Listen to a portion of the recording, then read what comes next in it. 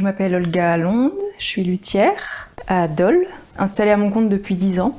Et je suis spécialisée dans la fabrication d'instruments à cordes frottées anciens. Donc les viols de gambe, les violons baroques, tout ce qui correspond à une époque ancienne.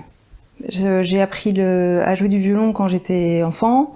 Et ensuite, sur le tard, je me suis mise à la contrebasse quand j'étais ado. C'est la découverte de cet instrument qui m'a amenée à avoir envie d'en fabriquer. J'ai fait un BMA en ébénisterie pour me familiariser avec le bois. J'ai intégré une école de lutherie en Angleterre, dans laquelle je suis restée 4 ans, où j'ai pu fabriquer une contrebasse. Voilà, et ensuite j'ai travaillé pour quelques luthiers, et je me suis assez rapidement installée à mon compte. Alors on démarre en choisissant le modèle qu'on veut copier. Pour ça on utilise un plan et on trace les contours. Donc ça c'est un gabarit pour un violon, une moitié de violon. Ça c'est le gabarit pour la tête. Avec ces gabarits on va fabriquer le moule. Ça c'est un moule de violon qui est à l'intérieur des éclisses. Une fois qu'on a terminé le moule, on cintre les éclisses, donc c'est les côtés du violon. C'est comme un guide sur lequel se reposent les éclisses pendant le temps de fabrication. Quand les éclisses sont faites, on va travailler sur la table et le fond. Donc la table, c'est le dessus de l'instrument. On part de 2 pièces de bois comme ça, qui sont coniques, et qu'on vient jointer à plat joint au milieu, comme ça. Et cette forme, elle va nous permettre, une fois que c'est collé, de tailler la voûte. Donc il faut que ça soit plus épais au centre. C'est pour ça qu'on utilise cette forme. Donc là, faut imaginer qu'il y a encore le moule à l'intérieur des éclisses. On vient le positionner sur la table et on trace les contours du futur violon. Donc là, c'est grossier, c'est pas les vrais traits, mais ça donne une idée. Ensuite, on chantourne à la scie à ruban en suivant les contours.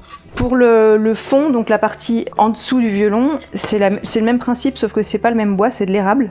Comme les éclisses sont en érable, c'est un bois beaucoup plus dense que l'épicéa.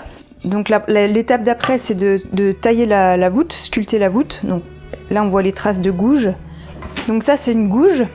C'est comme un ciseau à bois, mais incurvé. Et ça fait un peu une forme de cuillère, et ça permet de creuser et d'enlever de la matière pour faire des copeaux. Une fois que la forme générale est satisfaisante, on utilise un rabot noisette. Donc c'est ça, c'est comme un rabot, mais en beaucoup plus petit. Et donc le rabot, il sert à enlever les traces de gouge. Petit à petit, on arrive à la forme finale. Le dernier outil qu'on utilise pour les finitions de la voûte, c'est un racloir. C'est du métal qui est découpé de différentes formes pour pouvoir accéder là où on veut. Et en fait, on racle le bois et ça fait des copeaux. Et on peut arriver à une surface vraiment finie. On retourne le bois et on s'occupe de sculpter l'intérieur. Et ça s'appelle un compas d'épaisseur. Donc c'est un outil qui permet de mesurer l'épaisseur qui reste, l'épaisseur de bois. En général, on laisse un peu plus de bois ici, là où il y aura toute la pression et la tension des cordes qui sera concentrée. Et on laisse un peu moins de bois ici pour que ça soit léger et solide à la fois. Donc une fois que la table est terminée, la voûte extérieure est sculptée, intérieure aussi, on va tailler les ouïes. Donc les ouïes, c'est les trous en forme de F par lesquels sort le son. Et pour ça, on utilise un canif. Donc on utilise un gabarit aussi pour aider à tracer la forme sur la table, et on le taille avec le canif. Pour la table, il y a encore une étape importante. Là, c'est un vieil instrument que j'utilise parce que je peux pas montrer sur un instrument neuf. C'est la barre d'harmonie. Elle est ajustée et taillée pour épouser parfaitement la forme intérieure de la table. Et elle va servir à propager les fréquences graves. Donc elle est sous les cordes graves. Elle va servir à les diffuser dans toute la table. Voilà, c'est important. Et ça sert aussi de renfort parce qu'il y a énormément de pression, encore une fois, qui appuie sur la table à cet endroit-là. Quand la table et le fond sont prêts, on enlève le moule qui était à l'intérieur et on colle tout à plat joint. Et voilà, et on s'occupe du manche.